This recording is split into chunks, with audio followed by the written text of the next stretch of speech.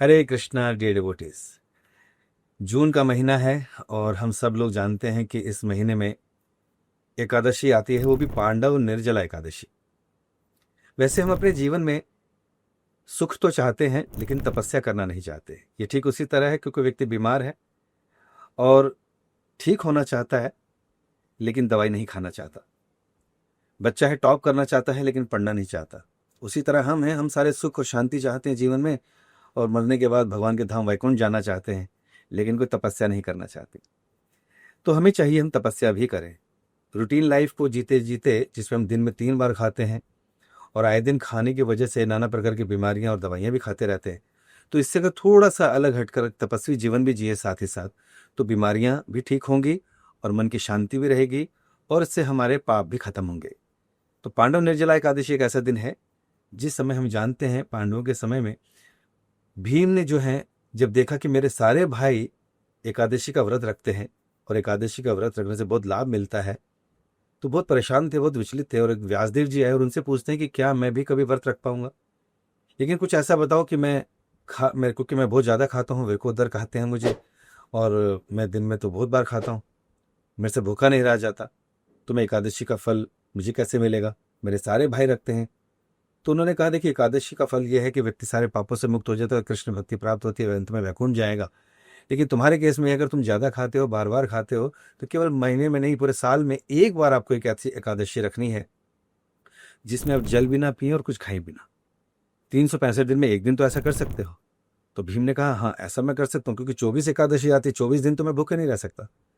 तो भीम ने इस पे अपनी स्वीकृति दी और कहा कि ठीक है, मैं साल में एक दिन, एक एकादशी में, जो ज्येष्ठ मास के शुक्ल पक्ष में आती है, वो एकादशी रखूंगा। बहुत गर्म दिन होता है और उन्होंने ये एकादशी रखी और इससे उनको 24 की 24 एकादशियों का लाभ मिला।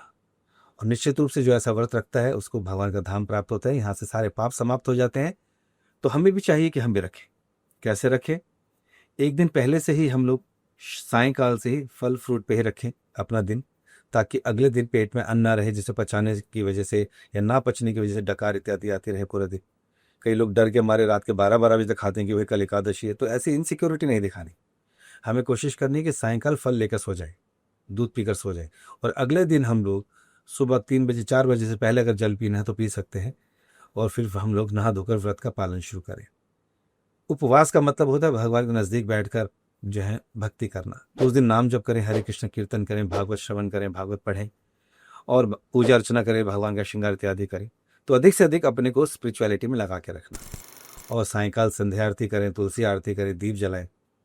तो इस तरह से हम देखेंगे कि हम लोग पूरा दिन अगर भक्ति में एंगेज हैं, आत्मा को उसका नरिशमेंट मिल रहा है, भक्ति में लगी हुई है, तो सुख भी मिलेगा, शांति भी मिलेगी, और मन भी जो है बहुत प्रसन्नचित रहेगा, संयमित रहेगा इंद्रियां और मन उस दिन। तो इसलिए इसको कंटिन्यू कीजिए। हाँ, कई लोग जो पहली बार कर रहे होते हैं या बहुत ज़्यादा आदी नहीं होते व्रत रखने के, उनको तो स्वप्न भी जो है पानी और नदियों के आते हैं। तो उस दिन हमें कोशिश करनी है कि जल से दूर रहना है, अन्न से दूर रहना है, और अगर ज़्यादा दिक्कत हो, परेशानी हो, तो स्नान दिन में 2-3 बार कर सकते हैं। और इसके अलावा चरणामृत भी अगर पीना हो तो एक बूंद केवल जीवा पे रख सकते हैं, उससे व्रत नहीं खुलता। किसी को अगर हेल्थ इश्यूज़ हैं, दिक्कत आ रही है, चक्कर आ रहे हैं, तो ऐसे में ऐसे व्यक्ति को चाहिए वो जल ले ले, लेकिन वो जल ही ले, और फल फ्रूट और इन सबसे को अवॉइड कर सकता है।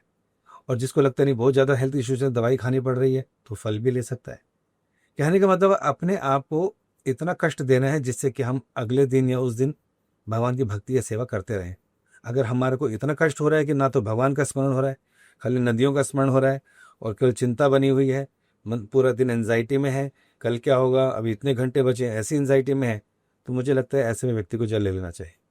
अन्यथा अगर वो व्रत रखता है, भक्तों की संगति में रहकर, मंदिर आकर कृष्ण के कीर्तन में रहता है, तो निश्चित रूप से व्रत पालन कर लेगा, और अगले दिन पारण काल के समय अन्न खाकर वो जल लेकर अपना व्रत पूरा कर सकता है। इससे उसको बहुत लाभ मिलेगा, सारी की सारी 24 की 24 एकादशियों का फल मिल जाएगा, और निश्चित रूप से भगवान की कृपा और प्रेम तो मिलेगा ही।